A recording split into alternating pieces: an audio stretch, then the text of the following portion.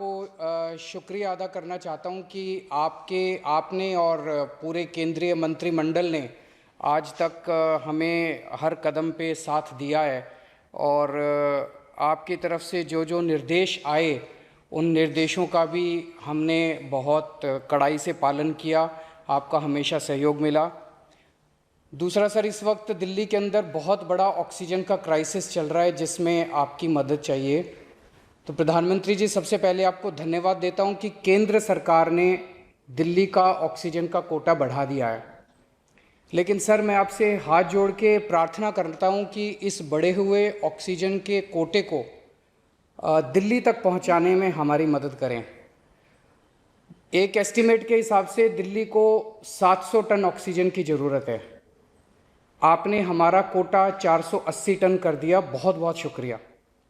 लेकिन पिछले 24 घंटों में इस बढ़ाए हुए 480 टन में से भी केवल 350 टन ऑक्सीजन दिल्ली पहुंच पाई है। प्रधानमंत्री जी, जब से ऑक्सीजन का संकट शुरू हुआ है मेरे फ़ोन बजते रहते हैं। कभी कोई अस्पताल कहता है कि 3 घंटे की ऑक्सीजन बची है, कभी कोई अस्पताल कहता है कि 2 घंटे की ऑक्सीजन बची है। हम कारण जानने की कोशिश करते हैं तो पता चलता है कि पीछे किसी राज्य ने दिल्ली के लिए ऑक्सीजन लाने वाले ट्रक को रोक रखा है। हमने मदद के लिए केंद्र सरकार में कुछ मंत्रियों को फ़ोन किए। शुरू में उन्होंने खूब सहयोग किया सर, लेकिन अब वो भी बेचारे थक गए हैं। सर, देश के संसाधनों पे तो 130 करोड़ लोगों का अधिकार है ना। अगर दिल्ली में ऑक्सीजन की फैक्ट्री नहीं है तो क्या दिल्ली के 2 करोड़ लोगों को ऑक्सीजन नहीं मिलेगी? जिस राज्य में ऑक्सीजन की फैक्ट्री है, क्या वो दिल्ली की ऑक्सीजन रोक सकते हैं? ऐसे में हम क्या करें? सर, मैं आपका बेहद शुक्रिया अदा करना चाहता हूं कि आज आपने ये मीटिंग बुलाई है। बहुत सही समय पे ये मीटिंग बुलाई है। पर सर, मैं आज ये जानना चाहता हूं कि अगर आज या कल या किसी भी टाइम हमारे दिल्ली के किसी अस्पताल में अगर 1 घंटे की, आधे घंटे की, 2 घंटे की ऑक्सीजन बच जाए और लोगों की मरने की नौबत आ जाए तो मैं फ़ोन उठा के केंद्र सरकार में किससे बात करूं?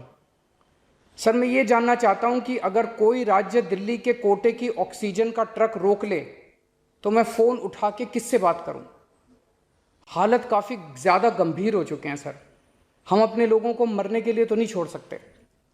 हमें लोगों को ये विश्वास दिलाना पड़ेगा कि एक एक ज़िंदगी हमारे सबके लिए कीमती है। हम आपसे फिर से दिल्ली के लोगों की तरफ से हाथ जोड़ के अपील कर रहे हैं कि सर, तुरंत कोई कठोर और सार्थक कदम नहीं उठाया गया तो शायद दिल्ली के अंदर कोई बहुत बड़ी त्रासदी हो सकती है। मैं आपसे मार्गदर्शन चाहता हूं सर।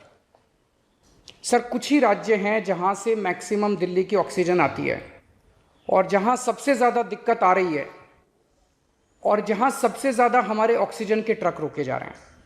मेरी आपसे विनती है, अगर आप उन राज्यों के मुख्यमंत्री को एक बार बोल दें, फ़ोन कर दें कि हमारे ऑक्सीजन के ट्रक ना रोकें तो दिल्ली के लोगों को ऑक्सीजन मिल जाएगी। आपका एक फ़ोन ही बहुत है सर उनको। दिल्ली के 2 करोड़ लोगों की तरफ से मैं आज आपसे हाथ जोड़ के विनती कर रहा हूं कि सर, आप हमारी मदद कर सकते हैं। आप कृपया हमारी मदद कीजिए और अस्पताल में लोगों को ताकि ऑक्सीजन मिल जाए। ऑक्सीजन की कमी के कारण अस्पताल में जो हालत बने हुए हैं वो अब देखे नहीं जाते। लोग बहुत ज़्यादा तकलीफ़ में हैं सर। पूरी रात हम सो नहीं पाते, नींद नहीं आती। इनका मुख्यमंत्री होते हुए भी मैं कुछ नहीं कर पा रहा। डर लगता है कि ऑक्सीजन की कमी से कहीं कोई बड़ा हादसा ना हो जाए। ईश्वर ना करे, अगर ऑक्सीजन ना मिलने से कुछ अनहोनी हो गई तो हम सब कभी अपने आप को माफ़ नहीं कर पाएंगे। प्रधानमंत्री जी, कोरोना से देश को बचाने के लिए एक नेशनल प्लान बनना चाहिए। इस नेशनल प्लान के अंतर्गत देश के सभी ऑक्सीजन प्लांट्स को तुरंत आर्मी के जरिए केंद्र सरकार टेक ओवर करे। ऑक्सीजन प्लांट से निकलने वाले हर ट्रक के साथ एक आर्मी का एस्कॉर्ट व्हीकल रहेगा तो कोई उस ट्रक को फिर आगे रोक नहीं पाएगा। सर, दिल्ली का जो ऑक्सीजन का कोटा आपने बढ़ाया, हम उसके बड़े शुक्रगुजार हैं। लेकिन उसमें लगभग 100 टन ऑक्सीजन उड़ीसा और वेस्ट बंगाल से आनी है। हम परसों से, जब से कोटा बढ़ा है, हम कोशिश कर रहे हैं उस ऑक्सीजन को दिल्ली लाने की। मेरा आपसे निवेदन है,